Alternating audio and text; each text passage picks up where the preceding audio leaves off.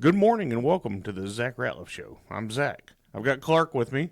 Hello, everyone. Glad And to be here. Yeah, man, thanks for being here. Let's start with thanking my sponsors, and then we'll jump into it. I'd like to thank Mortgage Financial Services here in Texarkana.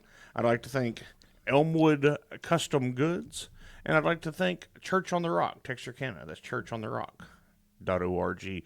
Also, I'd like to thank you, Klark. You've been a supporter of this show since we got going, man. Yeah, man. Just want to encourage you, buddy. You're doing a good job. Yeah, man, thanks. Yeah, you are on the radio show with me quite a few times, and big supporter. So, man, I appreciate it. I appreciate you being here. Yeah, glad to be here, buddy. All right, let's just jump in. RFK Jr. came out yesterday and said about 10% of the SNAP benefits, which are $405 million a day that our government spends on SNAP, which is supposed to be a nutritional assistance program.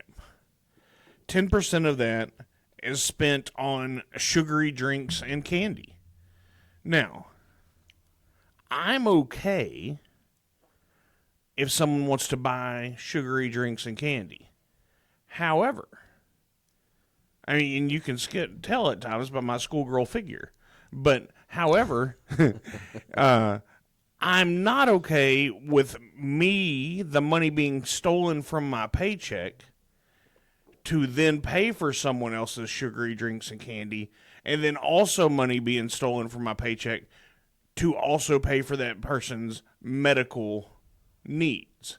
So I'm okay with this decision for SNAP not to cover junk food. What say you? You know, it's a complex situation whenever you look at any benefit program that the government puts out. Obviously, you're wanting to help individuals. I mean, ultimately, we're all at the extent where we are wanting to help others. However, there comes questions in, the forefront, similar to this one, to where you think, well, at what point is too much, and this not enough? It's the 80-20 rule in most aspects of life is the way I look at programs like this. 80% of the people that are on it probably truly do need it to a certain extent. They are persons that struggle, that are truly trying their best, and they just need some help to get up out of there. I've had many cases, many people I know that have been on these assistance programs that have ultimately overcame that, bettered their education, furthered themselves, and done well. However, we love to focus on the 20%, naturally, because those are the people that, annoy us in so many other areas of life anyways. So we love to focus there and think, oh, my goodness, you shouldn't do that. I get it. I mean, it's a very valid point, even from a medical standpoint. I'm glad that we're getting, that Coca-Cola is getting the high fructose corn syrup, which is public enemy number one. That's a huge, huge move that's being made that's getting relatively little traction unless if you're in the hepatology, kind of community or looking at it from a liver standpoint and metabolic standpoint. But that's a big, big deal. Same thing with all the kind of programs that are being changed throughout on the national level there. But in particular to the SNAP, I'm kind of torn. 10%, that's too much. And as we know, the people that abuse the programs don't have the best health quality, but it comes back to so much more than just thinking people are out having a good time. The majority are out just not knowing any better, whatever they can do to shut their kid up, to make them happy. I think that's valid. And, whatever's going to make their kid happy. And unfortunately, there's just too many poor options out there available to really do that. So I'm right there with you, right? It's like, why are we driving someone down to metabolic syndrome and diabetes whenever we have these options to change it? But at the same token, I don't want to stave off a kid's childhood to where they were never allowed to have a single candy bar at a store at their childhood, because that's a little too hardcore either. But I don't know what the direct answer is, maybe in extreme moderation, but unfortunately, it's just going to have to be an educational type program for the crazies out there that don't know that you can't feed your sugar. I mean, you can't feed your kids sugar 3 times a day. Right. Well, and I agree, right, that you hate to take away all the joy out of life, And a lot of it, let's just say this: I'm for helping people. Yeah. I'm for the nutrition assistance part of it. Now, I have some differing views, even within myself, I think, on some of this. But if someone's on SNAP, like, and you've got kids, and you can get this food, okay, good. Let's help you. Yeah. Now, if you can get all of this food, anyway, if you can get food and however much it is, that's what you get. And then your kid still has to be on the free lunch, free breakfast, and now even in our area, they do free after-school meals and all that. So your kid's getting 3 squares a day at school, which I'm okay with the free lunch. Yeah. You ought to go to jail if your kid is then identified to need the backpack program or whatever program, because not only do you get SNAP, but then they're getting fed 3 times. I mean, look, I think and as most people in the Texarkana area know, I mean, our schools have to feed kids throughout summer because they can't be assured that they're going to get to eat. Yeah. And look, I hate that that's necessary. I don't want kids to starve, so I'm not calling for ending that. So that's why on the SNAP deal, I can kind of get behind it. Like, okay, one of the banks I used to manage was inside Walmart. Yeah. And you would see people come up and I would ask them because I'm nosy, like, how are you paying for all this? Oh, with my benefit card.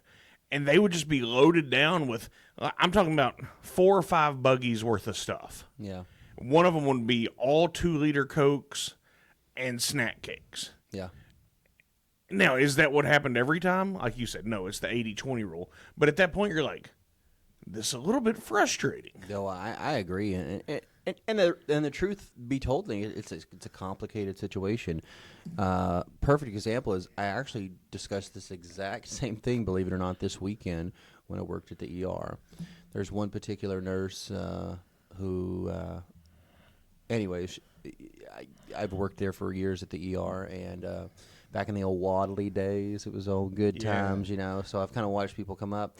And there's one particular nurse who started out as a janitor and worked her way up all through this. And it's awesome. A sad situation ultimately because, like I said, she had 3 children in her in her mid-20s, and husband passed away, not due to his own thing. It was an accident, and anyways, he had a good paying job. So initially they thought 3 kids would be a good idea. And then they kind of had this program, and it was like, all right, life's going to work out. I'm going to be a stay-at-home mom. Well, life happened, right? Yeah. He passed away. And then she was suddenly a single mother with 3 children to feed and mouths to feed. So it was very much a struggle for her. Yeah. A big struggle. And I kind of watched her all throughout those years. Initially she was, like I said, working as a janitor there, and did that, and then she had to just night school and give grandparents, watch the kids, and just everything she could. I mean, she didn't have a whole lot of help at all. Just barely surviving for a decade, but ultimately became an RN, and doing well now, providing for her kids. Her kids are older now, but it was just that struggle, and the whole time. That's what she was telling me about this weekend. She was like, Clark, the whole time, she was like, I was on government assistant benefits for the SNAP things like that. And she was like, it's so much more complicated than that, right? Because she's like, I work in the ER with you, Clark. She said, we're biased. She was like, the crap we see 24/7 coming in here where people are abusing the system, Right. And people that have no intention of bettering their lives or doing anything to help others or help the greater good. She was just like, and they're the same benefits that I had. She was just like, so even though I don't want to get categorized in that same benefit of saying I needed it, but she did need it. And she's the person it's made for. Yeah, and that's the person it's made for. And there's so many more stories like hers. But you're right. I mean, it does stand out to where it's the mom coming in getting, 20 kids, and she's got 2 buggy loads full of that where it just sticks in your mind. And what is she going to do with that? She's going to go out and sell it and try to make a profit and hawk money off the government because, that's the way they were raised and they don't know any better. Unfortunately, they're just a hindrance to society as a whole. And there's plenty of persons like that.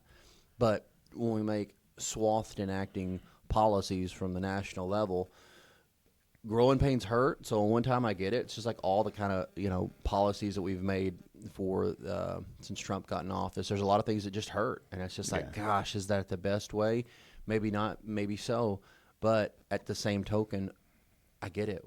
Growing pains hurt, and we have to kind of take out the good with the bad sometimes, and just be like, hey, everything's such a massive problem. We have to start somewhere. Well, but I'm a little bit Elon in the sense of like we're talking all this big game, we're doing all this stuff, and then we have this big beautiful bill where we're just for sure. where we're just throwing money just getting ourselves as a nation so much further indebted to where, I mean, really, what's the answer? What's the answer to get out of that? The only answer to get out of that is massive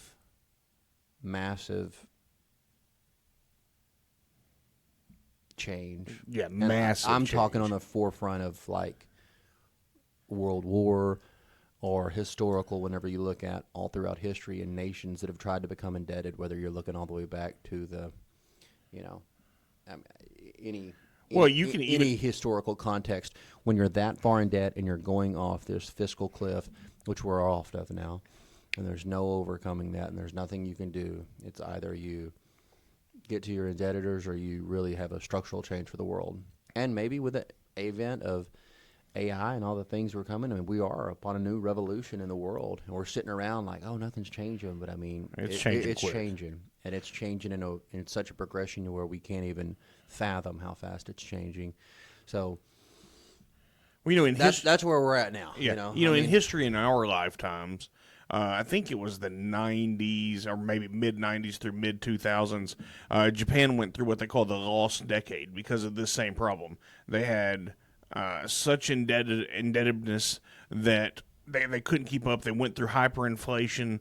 Their money was way devalued, and they just went through 10 solid years of nothing, no growth, just because they couldn't keep up. And that's absolutely where we're headed. Now, what Donald Trump is saying, and I'm not sure I 100% agree with this, is that we just have to grow our economy to so big and use the tariffs to pay off our debt.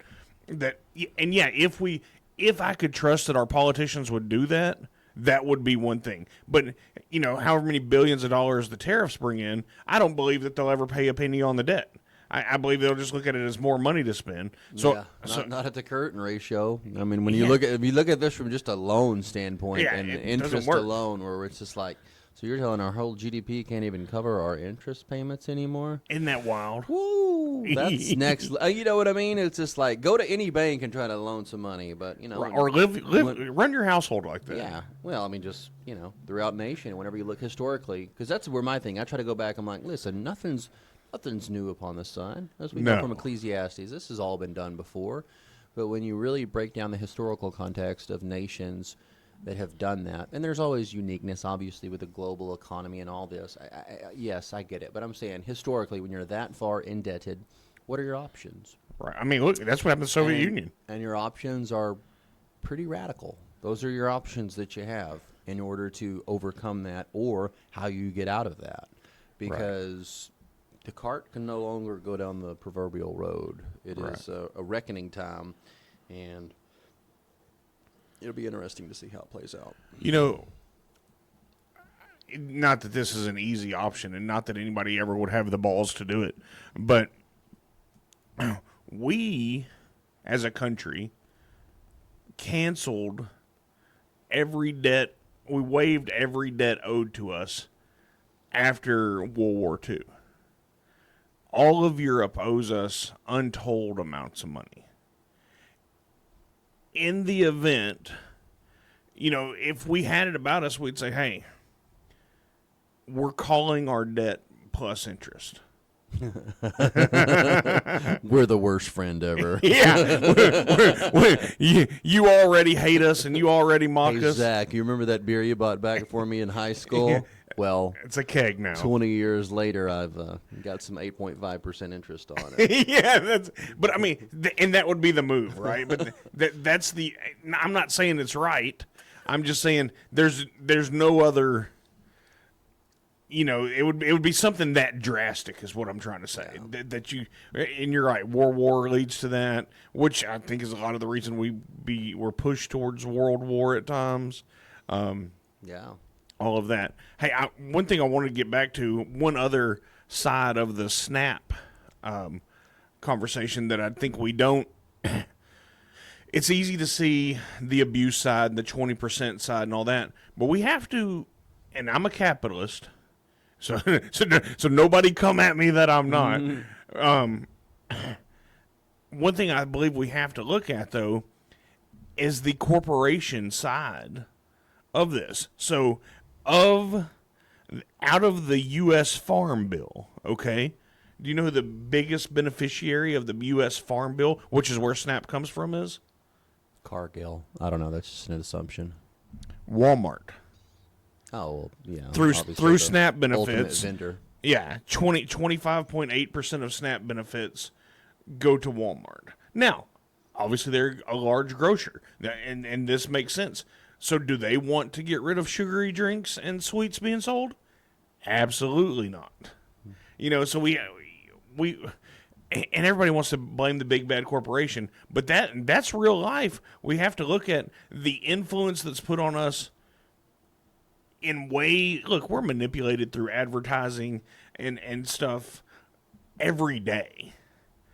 So the lobby that's put against all of our leaders to not do this, I'm just saying, I think that's a component that we can easily miss is the food vendors and the people who create jobs off these benefits. They also don't want this to go away. Oh, for sure. I mean, if you keep us enslaved, then we're all to your debt. Right. But, you think back, you got to look at times where times were good and they made these changes. You're probably old enough, just like from our early childhood. Did you ever remember anybody having that, like, commodity cheese and the things like that? Like, okay, that was a thing whenever we were little kids back in the 90s. Yeah, you could still see that. Like, you could go and you'd see, like, a block cheese over at your boyfriend's house, and you were just like, wait, why does that look different? Right. I guess at some point, I don't know why, I haven't looked back in the context of it, but that changed where that went away. But my assumption is it was during good times, and people were like, hey, do we want to make people feel less than when they're at the grocery store and having to buy this versus that?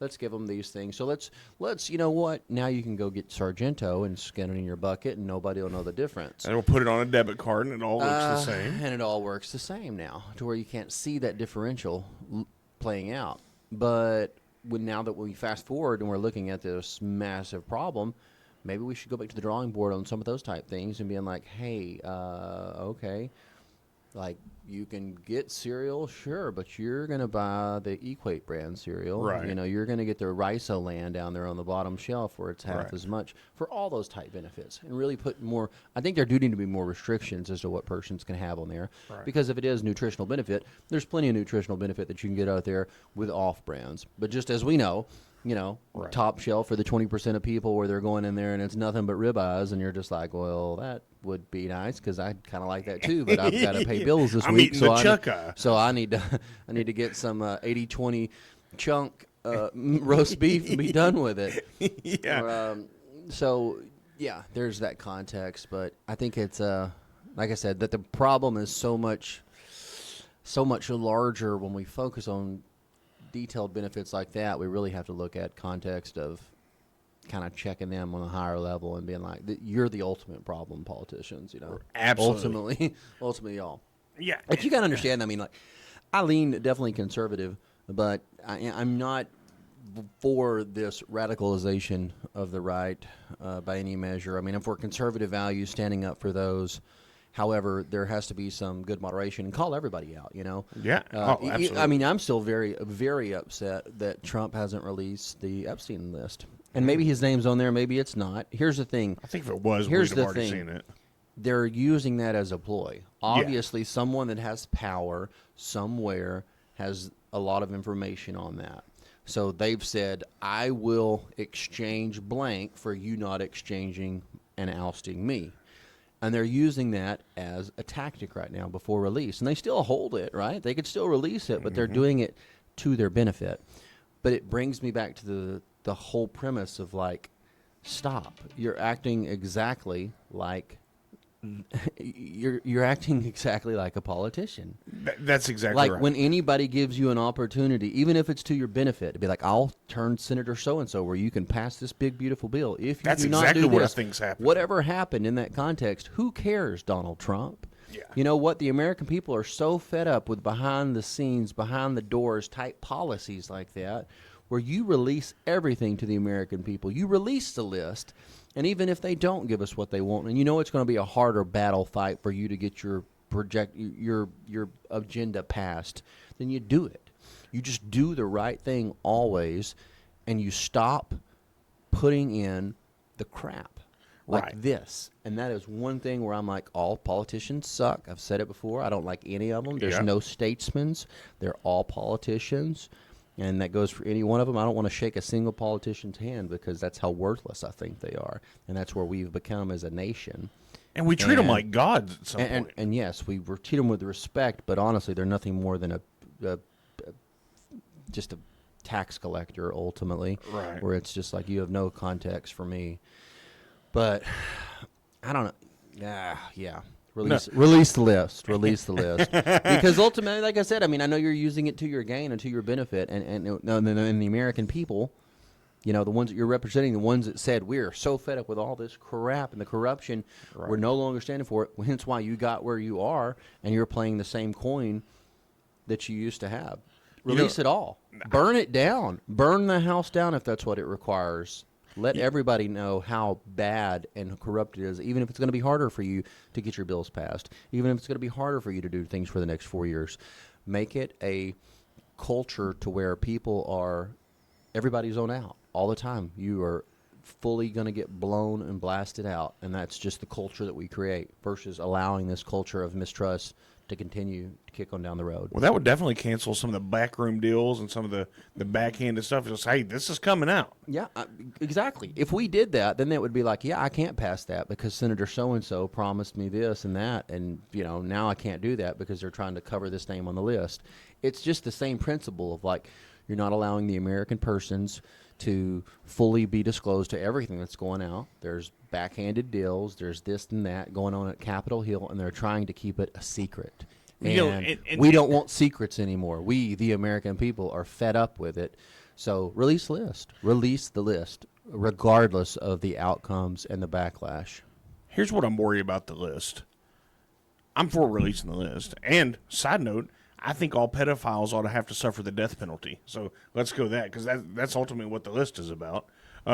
Like, go through your court time. You know, you get all your strikes, get all your appeals, but once it's done, we cut your nuts off and we kill you. You know, and in that order. Like, and that's my view on pedophilia. I mean, it's a little hardcore.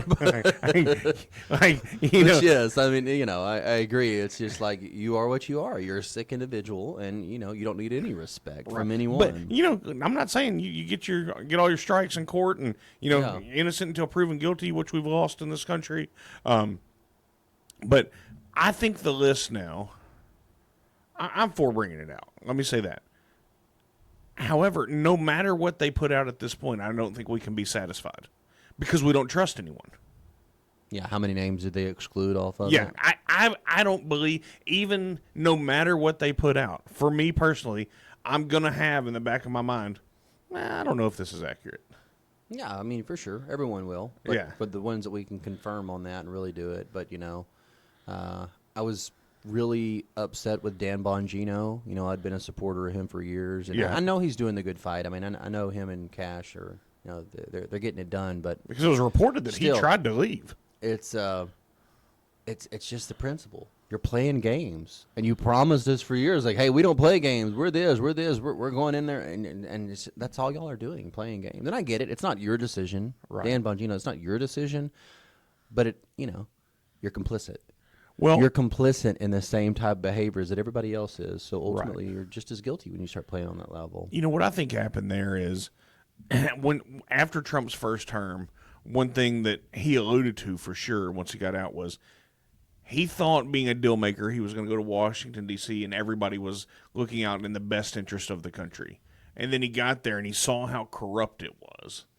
And it was so much worse than he ever imagined. I think Cash probably had a little better view of that, but at least Bongino probably thought, okay, I can get here and I can out this. And then he got there and he's like, it's so corrupt I can't say anything, which is a problem. I mean, I don't know. Obviously, I hadn't talked to the guy, but that's just how my feeling is. He got in there and he's like, oh my gosh, this is so much worse than I ever. And actually, he said hence that. Hence why, if we have to burn it all down, let it burn down. If the establishment is that infested with rats, sometimes you just got to destroy the whole thing. I agree. Isn't it in the Declaration of Independence? And I'm going to say it is that. It says we should be able to put off our government and start over when needed. That's in our founding documents. Hey, sometimes you're going to have to burn the system and you got to start over, which we've already done once as a country. The Articles of Confederation was our original government. That's why George Washington, while he was the first president of the United States of America, he was not the first president of our country after the Revolution. And so that's reality. Now, I'm not calling for ending it all, but we have to take drastic measures. Like you said, we're on a fiscal cliff. We've jumped off. We're just hoping to have a parachute. Somebody, we're like the Roadrunner and the Coyote right now. We're not sure if we're just spinning in the air, if we're falling to the ground. And you can't spin in the air forever. And so you've the day of reckoning is coming one way or another. Yeah. Now, are we going to hit and die, or are we going to make the little imprint and come up and be okay eventually? Is probably the question there. But so you've got that from the fiscal side. A government created by we the people doesn't represent the people at all at this point. We have a ruling class, an elitist class that's trying to dictate everything that we're doing. That thinks they're better than us. And we've got a ruling class that thinks they're better than us. And anytime you meet them, and I don't care if it's a state politician or a national representative or senator, they look at you a little different. Like, whoa, buddy. You have no power and authority over me. And so, yeah, absolutely. I mean, the term burn it down at some point is okay. And then let me tell you, going back to what you said about Trump's the big beautiful bill and how one thing, and this is going to sound crazy to a lot of people, I hate the fact that they're creating accounts for children in this where they're going to give every newborn kid however much money, $1,000 or whatever, born from year 20 to 2025. Like, no. Don't take my money and give it to someone else. That's what's caused this whole problem. I want what's better. Let's create a strong economy. Let's get rid of regulation. Let's do all these things to make it where life will be better. But you're going to take my money and give it away? And even in a letter that Davy Crockett wrote back when he was in Congress, someone had petitioned, hey, we've had problems, house burned down, the Congress, and they were going to vote and send some money. And he's like, whoa. It sucks for this guy that his house burned down and his ranch burned down. But we can't use someone else's money to rebuild this guy's house. And that's the issue that our government's gotten into is it's everybody's grandpa. Grandpa wants to help. Yeah. And he's got enough money that he can do that. Except for government doesn't have any money except for what they steal from you and steal from me and steal from everybody that's listening. That's true. Yeah, I'm torn about that aspect of the just because there's so many better ways to do that. When they're looking, we're giving it for these childs, and it's going to be for these children's, and it's going to be for all these.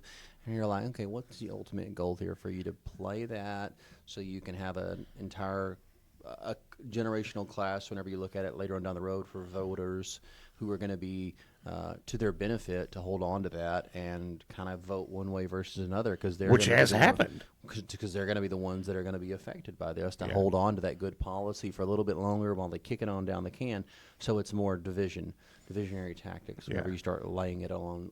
It applies to certain people, and guise it in the sense of like, oh, well, we're trying to do this for the generation of youth, and it's kind of like when you come against something like that, you sound like a terrible person, right? You're like, oh, not for the kids. And it's just like, what's your ultimate benefit? Because okay, if that was really what you were doing that for, then how about you do it on a national level for everyone to benefit from these type of particular programs, which could be done, right? I mean, it could be done in the same context. So it's just like, why are you trying to oust out and make it such a small percentage of the population to do that? And that's the ultimate reason they're wanting to do that. And then for the next generation, they can do something a little bit different. And then we just boiled frog theory into the point to where there's basically just kind of progressive diswash between generations, and more class type elitist mentality can prove, and they can get their way and manipulate the voters whichever way they want based upon that. Which that's exactly what happens. I mean, it's psychological games on the highest degree, and it's not just by one party; it's by the elites. That's the party. That's the ruling elites, Republicans and Democrats.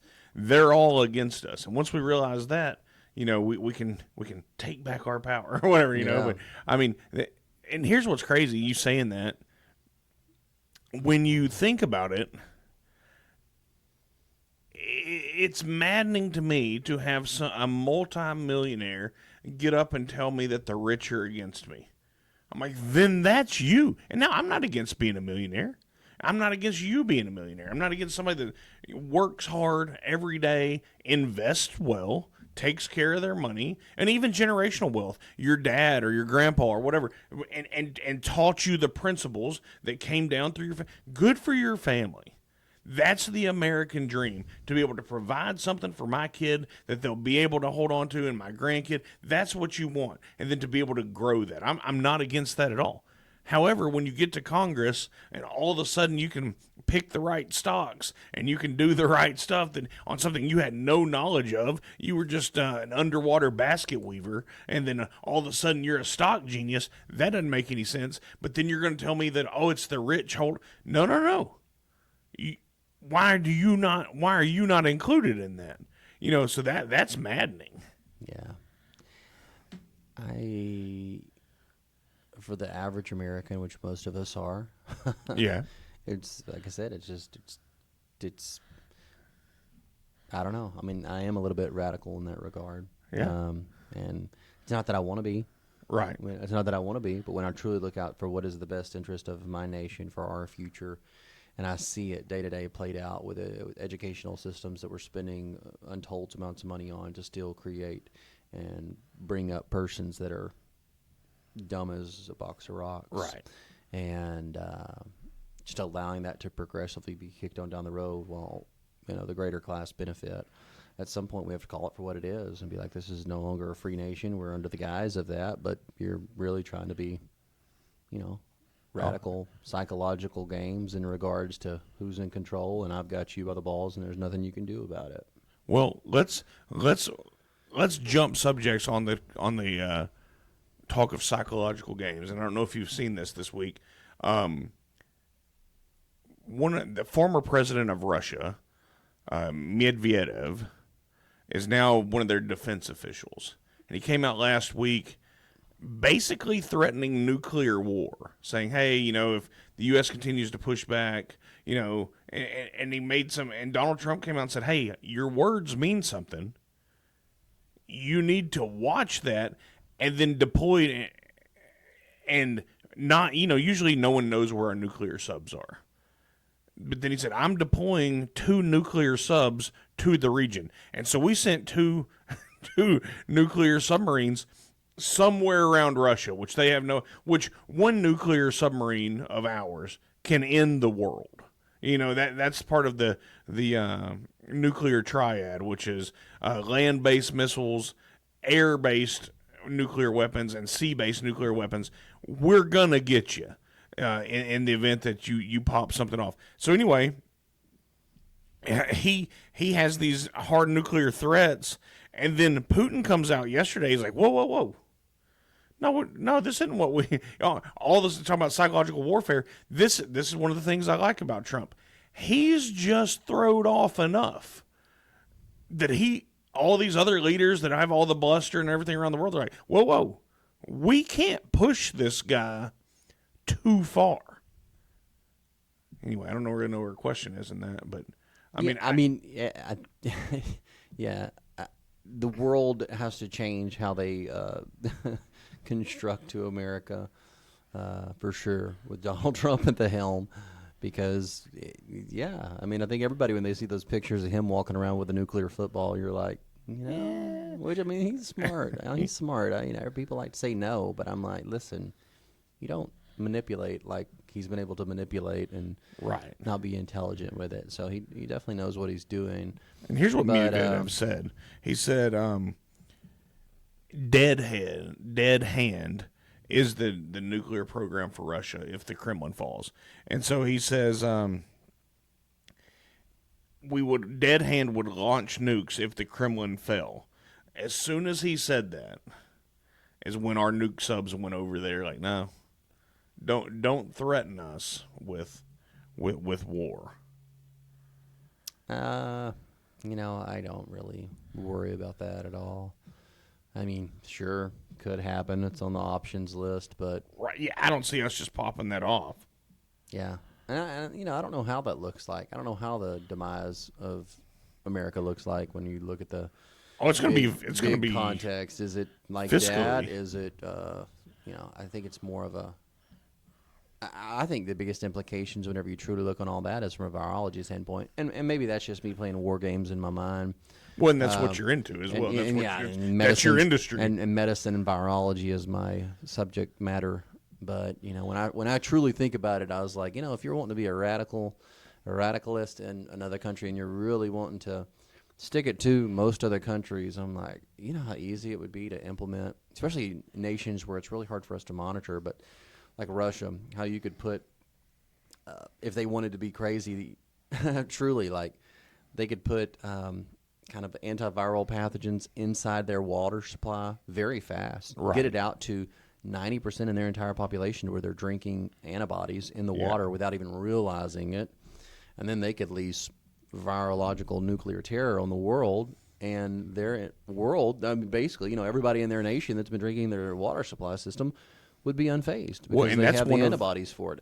And that's such a real, like, we have the capabilities to do it on such a global scale now when you look at these things, and I'm just like, that's what's frightening to me, People, that's a weakness people here worry that they about talk nuclear about. war. I'm like, I'm not worried about nuclear war at all. I'm worried about, biological, virological warfare. That is how you can truly wipe out a country, Well, that's the thing, and you've terrified 50% of our audience. Are like, what? Well, it's just that's how the world plays out. Yeah, that's exactly. Let me ask you this before we get out of here. In Texas now, we're going through this redistricting thing, which I've been talking about, and it's really heating up now that the Democrats have left left the state and gone to Illinois and staying up there where the governor is Pritzker, who owns hotels, and so he's housing them. We'll see if it's rent free or not, and I feel like they've left their job and they've abandoned their constituents. They feel like they're doing what's right to stop a vote on what they feel needs to happen. I agree that all congressional districts are gerrymandered. I don't know why we don't just start in the center of the country, go block by block, equal blocks. Whoever's in it, this is your district, and so on. What are your feelings on this? So gerrymandering is the way they've been able to steal power from the persons from day one. Right. And anyone that's for gerrymandering is for stealing power from the people. So I guess my question is now, I feel like the Republicans are just trying to, obviously they're trying to gerrymander it in their favor, where whoever wrote the... Yeah, as both sides are. Right. So, as both sides are. Absolutely. It just takes to the context to be like, if you really have a problem with the persons in your constituents to where you think it's this big of a deal, then do better. Right. Lead better. Give us better programs. Educate persons better. Start at the root. Don't try to fix the... You're working the wrong end of the problem. Just like any math problem, any problem in life, there's multiple ways to work it, and they're always approaching it from the gerrymandering side of the wrong side, because you're truly trying to take power away from the people. And I get it. The 20% that we talk about are just dumb as a box of rocks that don't know any better, looking for the handout, looking for that. Easily manipulated. Everyone in Congress thinks that they are the entire 80%, and that Right. we're all the 20%. Oh, And that's the problem. I think that's accurate. And that's the problem. Because Yeah. we, the people, you're a very small representation of us. Right. And we're not all the 20%. Right. So, and it's up to us, but it's up to everyday, regular day folks like you and I. I mean, and all the listeners here and all that. I mean, that's truly where the change happens. And you hear that, consistently throughout. But I mean, uniting that to the extent where it's just like, no, like I will not shake politicians' hands. Right. I literally treat them like the dog crap I think they all are, and I sincerely mean that. Like I would love it if I could just be in a public setting and someone would be like, "Oh, shake Senator Cruz's hand," and I'd be like, "You're trash. Like you're worse than the worst of the 20% that I see at the ER. Like you are not of any benefit to the current nation setup right now." Knowing you on a personal level, I 100% believe you and know that this is 100% accurate. And I respect it. Yeah. Stand on what you believe. So, all of that. Well, hey, we're going to get out of here. We're going to wrap it up. Clark, I appreciate you being here. Yeah, buddy. I'm glad to be here. I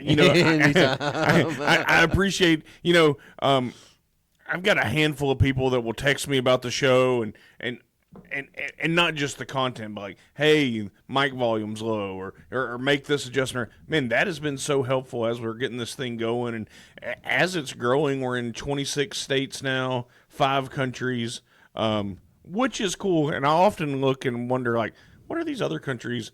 Why are they downloading this? Russia's gonna drop the virology bomb. Yeah, like, I got this from the Zach Ratliff show. Clark mentioned this, and we're gonna. It was a great thing I'd never thought of. Anyway, the good news at the end of this, everybody, is no matter what, Jesus wins in the end. Yeah. And so he said not to worry about tomorrow. So let's try to do right today. Let's try to do the right thing today, and tomorrow will handle itself. All right, Clark, we're going to get out of here. Thank you so much. Thanks, Zach. Glad to have you, buddy.